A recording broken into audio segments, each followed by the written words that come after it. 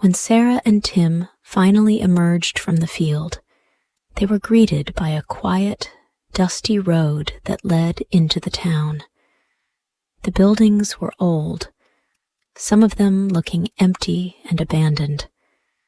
The streets were quiet, and there were no people around. It felt strange, like a place frozen in time. As they walked down the road, they came across an old, rusted factory. It was big, its windows dirty and cracked. The paint on the building had peeled off, and the metal parts of the structure creaked in the wind. "What is this place?"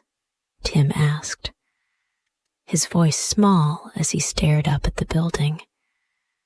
"It looks like it's been here forever."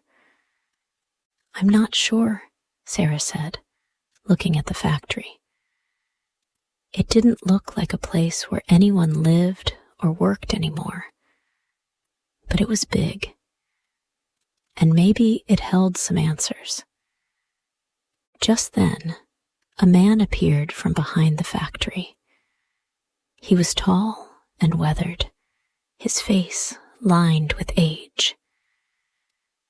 He looked at Sara and Tim for a moment, his eyes hard to read. After a few seconds, he stepped aside and waved his hand toward the factory. "Follow me. It's not far from here," the man said gruffly. Sara wasn't sure about following him. The factory seemed like a strange place, and she didn't know who this man was. But they were tired, hungry, and had nowhere else to go. They needed help, and this might be their only chance. "Okay," Sara said, holding Tim's hand tightly. "We'll follow you. But please, we just want to get to the town." The man nodded and led them past the factory. It was even more run down up close, the buildings crumbling and old. The sound of creaking metal echoed through the empty spaces, and Sara couldn't help but feel a little uneasy. "Why is this place so quiet?" Tim asked, his eyes wide. "It's so big, but it looks empty." The man gave a small, grim smile. "A long time ago, this factory was full of people working, but now it's just an empty shell. The work here ended a long time ago." Sara and Tim walked past the factory, feeling the weight of the old building behind them. They didn't talk much as they followed the man, each of them lost in their thoughts. The road ahead was still long, and they didn't know what would come next. After a while, the man turned and pointed ahead. "The town is just up ahead. Keep going straight, and you'll find the marketplace." Sara's heart lifted at the news. They were so close now. "Thank you," she said, grateful. "We'll be careful." The man didn't say much more. He just nodded and disappeared behind the factory, leaving Sara and Tim to continue on their way. As they entered the town, the first thing they noticed was how busy it was. People were everywhere, walking quickly, talking to each other, and selling things at the market. The smell of cooked food filled the air, making Sara's stomach growl with hunger. There were carts full of fruit, vegetables, and bread, and the sound of merchants shouting their prices echoed down the streets. Despite all the noise, Sara felt small and out of place. She looked around, unsure of where to begin. They needed food, but there were so many people, and they didn't know who would be willing to help them. "I don't know where to start," Sara said softly to Tim. "We need food, but everyone seems so busy." Tim tugged on her sleeve. "I'm hungry, Sara," he said, his eyes wide with worry. "Do you think we'll find something to eat?" Sara nodded, trying to keep her voice steady. "We'll find something, Tim. Let's just ask people. Someone will help us." They walked toward a fruit stall where an old woman was selling apples and pears. Sara took a deep breath and approached her. "Excuse me," she said politely. "We're looking for food. Can you help us? We don't have much money." The woman looked at Sara for a moment, but shook her head. "Sorry, dear. I don't have anything for free. Maybe try asking someone else." Sara felt a little discouraged, but didn't give up. She kept walking through the market, asking different people, but no one seemed willing to help. Some of them ignored her, while others said they couldn't give anything away. Tim, his voice small, said, "Don't worry, Sara. We'll find something." Sara could see how tired he was. She was tired too. They'd been walking for so long, and now it seemed like no one wanted to help them. The sun was setting, and the market was starting to quiet down. Finally, Sara found a bench in the town square. She sat down with Tim beside her, feeling defeated. "I don't know what we'll do," she said, her voice full of worry. "I've tried everything." Tim looked up at her, his eyes full of hope. "Remember the man at the factory?" he said.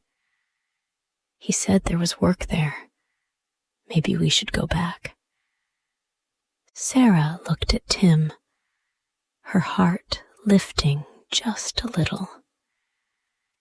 "You're right," she said. "We should go back to the factory.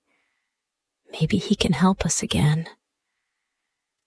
Sara and Tim sat quietly on the bench in the town square, their minds full of worry. The sun had nearly set, and the marketplace was becoming quieter. Sara glanced at Tim, who was still looking around with wide eyes, trying to take in everything that was happening around him. The excitement of the town had faded for her, replaced by exhaustion and uncertainty. "Maybe we should go back to the factory," Tim said quietly, breaking the silence. "The man seemed nice. Maybe he can help us again." Sara nodded slowly. Tim was right. The man at the factory had been kind to them, even though he hadn't said much. He had helped them when they had nowhere else to turn. Perhaps he could help them again. They had no other choices. "Okay, Tim," Sara said, standing up. She helped him to his feet and took his hand. "We'll go back. It's our best chance." The walk back to the factory felt much longer than it had the first time. It was getting colder, and the streets seemed emptier now. As they walked, Sarah's mind raced with worries. What if the man wasn't there? What if he wouldn't help them this time? Tim stayed close to her, his hand tight around hers. He didn't say much, but Sarah could feel the worry in his small steps. They both knew how much they needed this chance. They couldn't give up now. When they finally reached the factory, Sarah let out a small breath of relief. The man was standing outside, just like before, looking at them with a curious expression. He raised an eyebrow when he saw them approach. "You two again?" he asked, his voice surprised, but not unfriendly. "I thought you were going to the market." "We tried," Sarah said, her voice shaky. She didn't want to admit how difficult things had been, but she had to. "But we didn't find anyone who could help us. We're really hungry, and we don't have much money left." The man looked at them for a moment, his expression unreadable. Sarah held her breath, waiting for his answer. Finally, he nodded. "All right," he said gruffly. "I can give you some work. It's not much, but it'll be enough to get some food." Sarah's heart lifted. This was exactly what they needed. They didn't have to go back to the market and beg. They had found someone who was willing to help. "Thank you," Sarah said, her voice full of gratitude. "Thank you so much." The man led them inside the factory. It was dark and quiet, the air thick with dust. The factory had long been abandoned by workers, but it still seemed to hold a sense of importance, a reminder of what had once been. There were piles of boxes and old tools scattered around, but it wasn't much. The man pointed to a pile of dust and debris. "Start by cleaning up," he said. "Move these boxes and sweep the floor. I'll give you something to eat when you're done." Sarah nodded, grateful that the man was offering them a chance. "We'll do our best," she said, looking at Tim. "Come on, Tim. Let's get to work." Sara and Tim worked hard for the next few days.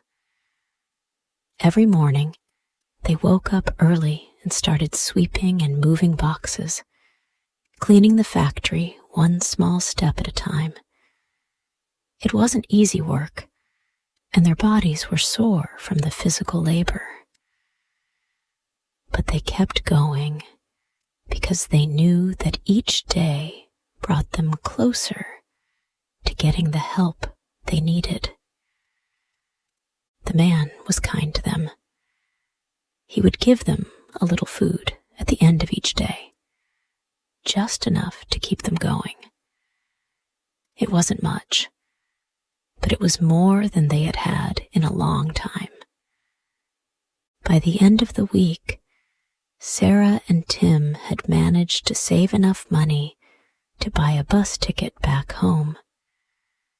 They were tired, but their hearts were lighter than when they first arrived in the town. They had worked hard, and now they had a chance to go home. On the day they left, Sara said goodbye to the man. "Thank you for everything," she said, her voice full of gratitude. We couldn't have done it without you. The man nodded, his face softening for a moment. Just be careful, he said. The road back home is just as hard as the one you came on. Sara and Tim boarded the bus with their small bags in hand. The ride home felt much shorter than their journey to the town. As they sat together by the window, Sara looked out at the fields and villages passing by. The sun was setting again, casting a golden glow across the land. For the first time in a long time, she felt hopeful. When the bus finally reached their village, Sara and Tim stepped off, their hearts racing with excitement. They had made it. They were home. Their father was waiting for them at the gate. When he saw them, his face lit up, and he ran toward them with open arms. Sara, Tim, he shouted, his voice full of joy. You're back. I've missed you both so much. Tim ran straight into his father's arms, laughing. We're home, Papa, he cried. We made it. Sara smiled, her heart overflowing with happiness. We did it, Papa, she said softly. We found work. We bought food. Their father hugged them both tightly, his face filled with relief and pride. I'm so proud of you both, he whispered. You've been so brave. The days after their return felt like a fresh start. Sara's mother, who had been so ill, was slowly recovering. The doctor had given her medicine, and with the food and care they had brought back, she started to get better. Sara and Tim had learned so much from their journey.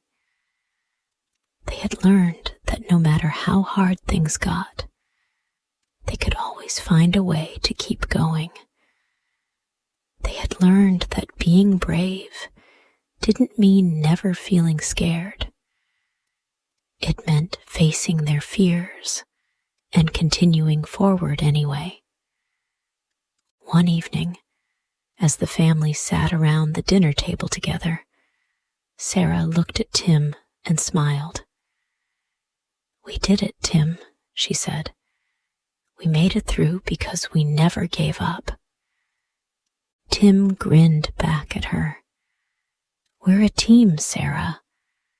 We'll always be a team. Their father and mother smiled at them, proud of how strong and brave they had become. You've both taught me so much, their father said, wiping a tear from his eye. And as the family sat together, feeling safe and loved, they knew that no matter what challenges came their way in the future, they would always face them together as a family. The end.